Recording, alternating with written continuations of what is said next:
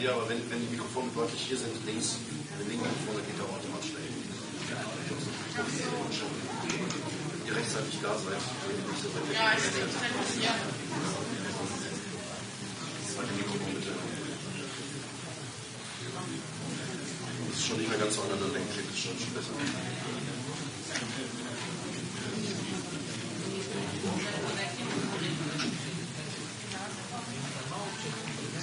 Ich habe ja auch eine Präsidentschaft mit so einem Graben und keine Verantwortung. Die 6 Meter von uns Anstand und so aufgeschlossen. Da konnte man dann nicht mehr richtig steuern zum Beispiel. Das ist alles möglich. Das hat funktioniert. Das ist sehr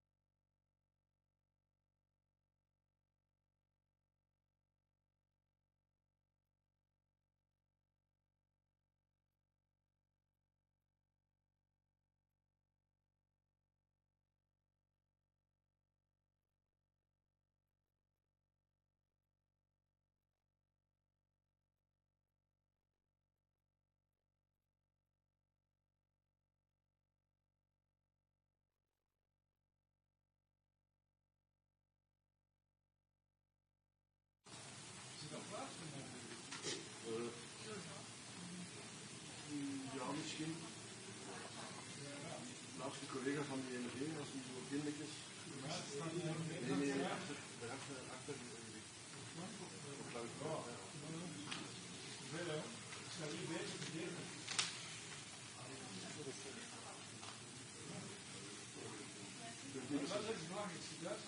Duitsland is het belangrijk. Daarvan komt in de liste. Oostenrijk komt eerst.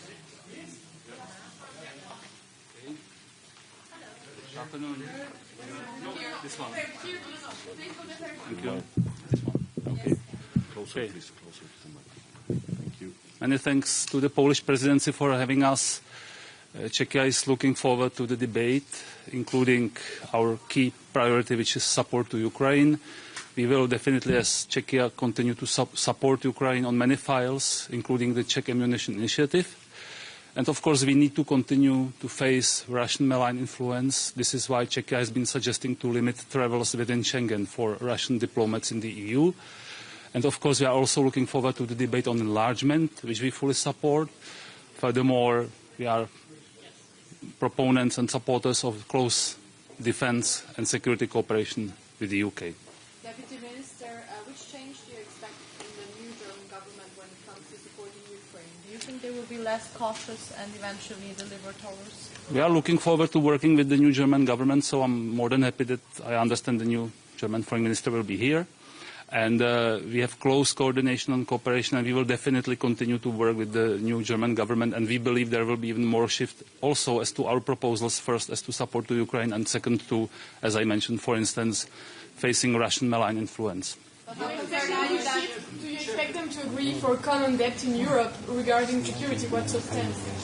I am not able to comment on this, and I assume this will not be among the topics for Gimnich today. How concerned are you that there might be a lack of German leadership after the bumpy start yesterday of Chancellor Merkel? I don't think it is up to the Czech diplomacy to comment on this, but we are looking forward to working with. What do you think of the Dutch idea to have an investigation of Israel? The Dutch Minister of Foreign Affairs suggested that. Czechia continues to believe that our association agreement and cooperation with Israel is vital, so we will definitely support continuation of this cooperation with Israel. Thank you. We need to wrap up. We have another Even delegation. on the current situation? Thank you.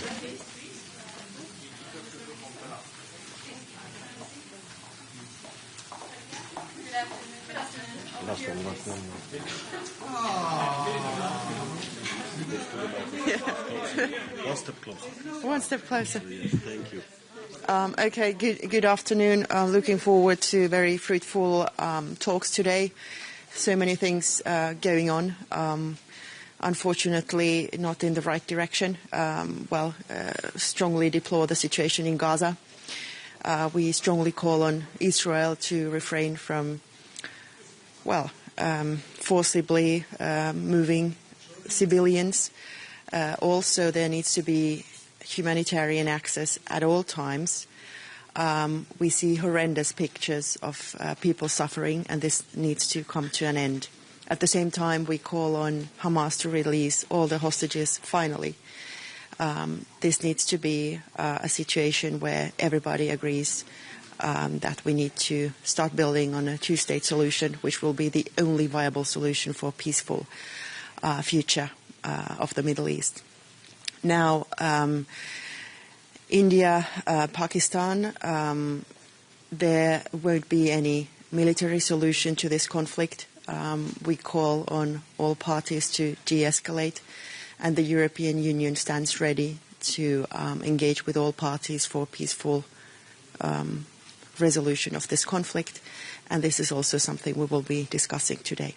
And finally, Russia clearly is not interested in peace.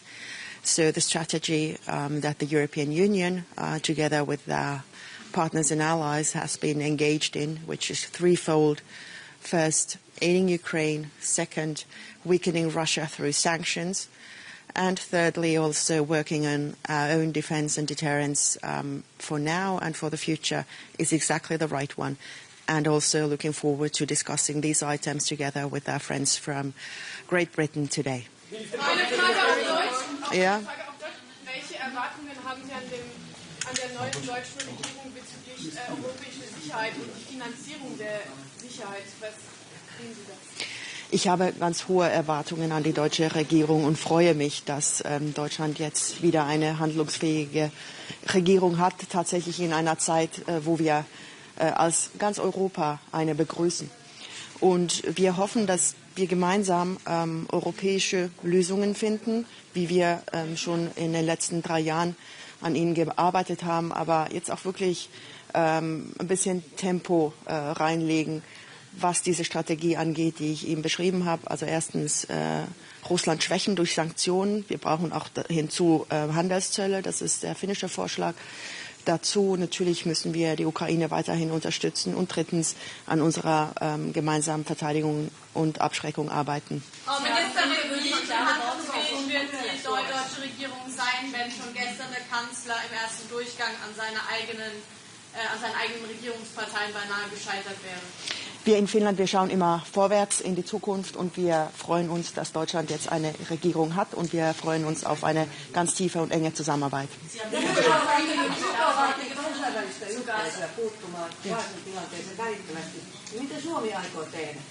Me ollaan nimenomaan täällä keskustelemassa tästä ja aion itse tuoda myös ehdotuksia pöytään. Gazan tilanne on kestämätön. Israelin on taattava siviileille pääsy apuun tai avun on päästävä Gazaan välittömästi. Samalla me tuomitsemme ehdottomasti kaikki aikeet pienentää aluetta toisaalta Gazassa, myöskin länsirannalla on valitettavasti väkivaltaisuudet lisääntyneet ja myös Israelin toimet pienentää palestiinalaisväestön hallussa olevaa aluetta. Tätä emme hyväksy ja nyt haemme yhteisiä toimia, mitä voimme Euroopan unionina ja toisaalta laajemmin kansainvälisenä yhteisönä tehdä. Ja lisäksi tietysti vaadimme, että Hamas vapauttaa välittömästi kaikki panttivangit ja tulitaukoon voidaan palata.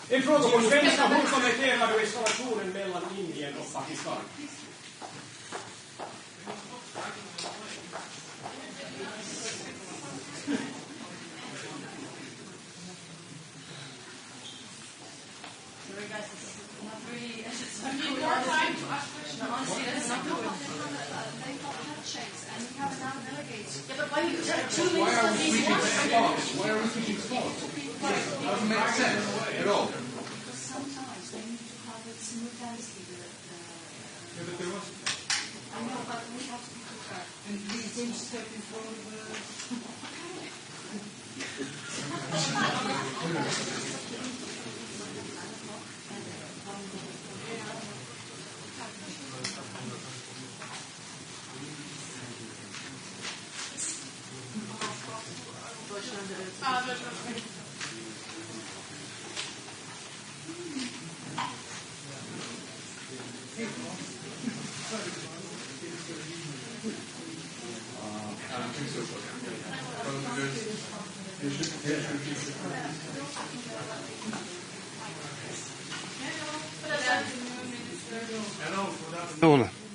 I just arrived from Washington, D.C. Directly and had many meetings on the Hill and different people around the President Trump administration as well. And of course we were talking mainly about Russian aggression against Ukraine, what is going to happen. And the truth is that President Trump has offered the way out for Putin from this war, to have a ceasefire at least. But what we don't see is actually the ceasefire. Last night was crazy again in Ukraine against the civil people, and so it is pretty obvious that Putin doesn't want to have any kind of peace, and even not ready to have any kind of ceasefire. And that's why we're seeing as well that what can be the next steps, and what we see that we need to increase the pressure to Putin, actually.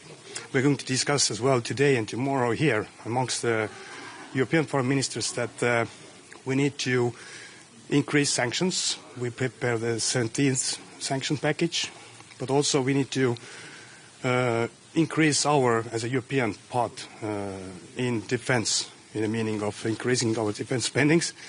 Estonian government decided 2 weeks ago that we are going to raise our defense investments from the next year already up to 5.4% of GDP.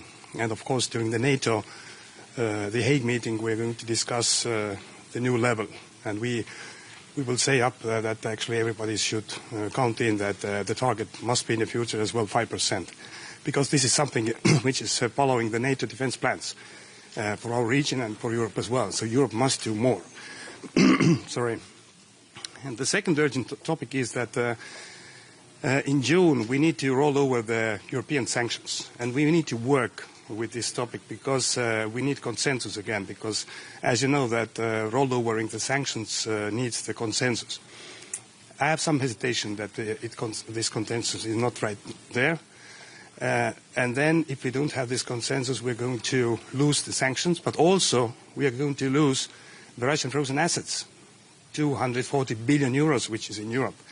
So we are heavily working with that we have a way out. We need this consensus, or we need other solutions, forming the different coalitions to back as well the Belgian government, which is actually holding most of these assets. They cannot be left alone. But I cannot imagine that the one or the other leader in Europe can go back after June Foreign Council and say that actually we gave 240 billion euros to Putin as an award for everything what he has done. And this was one topic as well in US, because actually amongst the G7 we have made already decisions of using the profits of the frozen assets to guarantee the 50 billion package loan to Ukraine. So this is a very urgent topic we need to discuss amongst our foreign ministers as well, because this is under the European responsibility. And of course, about the security guarantees, if any kind of peace or ceasefire is coming, of course everybody is working for the just and lasting peace, but just informing you as well that we expect that Europe is taking most of the responsibilities. We put the skin in the game, and even we are the bordering country of NATO to Russia. Our government last week decided that Estonia will participate in this coalition of the will with a real military presence, with a really large scale, as we are now in Iraq and some more. So I recall as well that all different governments in Europe must put the skin in the game if you want to have any kind of lasting peace and then giving the military security guarantees. Of course, we are in a very clear position that the most efficient and working security guarantee, not only for Europe but for Ukraine as well, is the full membership of NATO. But we don't see it right now. So these are the main topics. Thank you. When it comes to the support of Ukraine, the German government, do you expect a change in attitude when it comes to the support in Ukraine? Do you expect any changes from the new German government? I'm very happy that we have a new German government. Let's work now together. So and mainly I think that Germany is going to lead as well the investments to the defense and so on. So I'm very happy about German government. So thank you.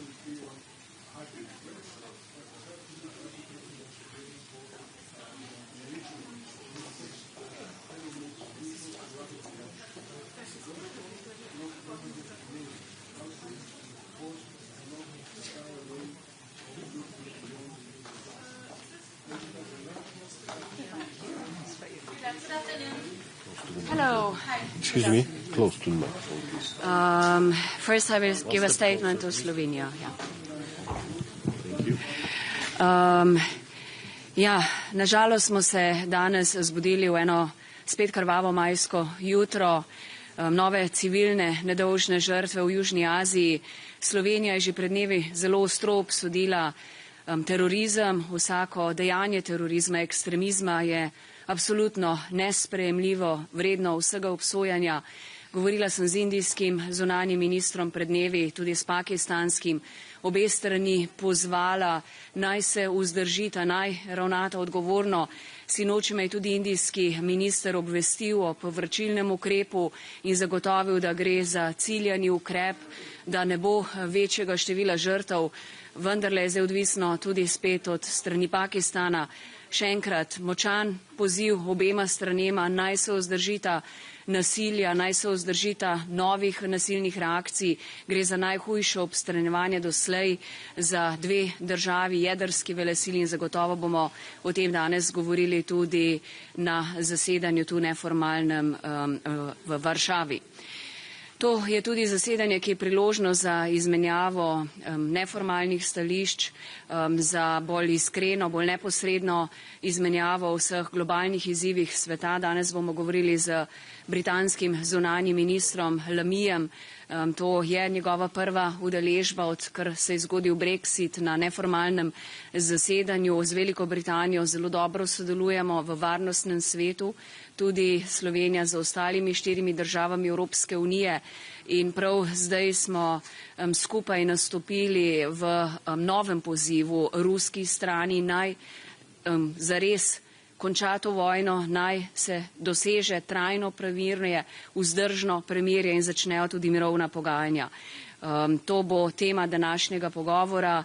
Slovenija podpira Ukrajino v boju za ozemeljsko suverenost, celovitost, za trajen in pa pravičen mir. Dotaknili se bomo jutri ob Ukrajini, ko bo navzoč tudi ukrajinski minister, še Zahodnega Balkana, približevanja držav Evropski uniji, tudi v navzočnosti vseh ministrov.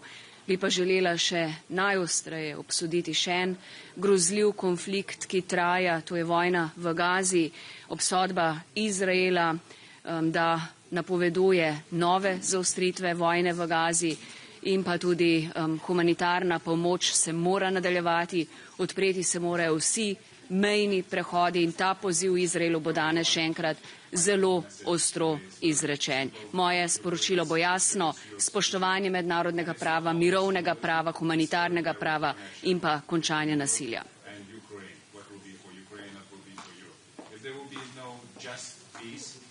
That there will be no justice in Europe. Our borders will be withdrawn, aggression will repeat itself, and aggressor will be paid for what he did in the way that he wanted more territories, wanted more political power and sphere of influence. If there will be no long-lasting peace, it means that Europe has to prepare for a much larger war to come to our borders. And if it will be not the just and long-lasting peace, it would mean that we will have to invest even more into our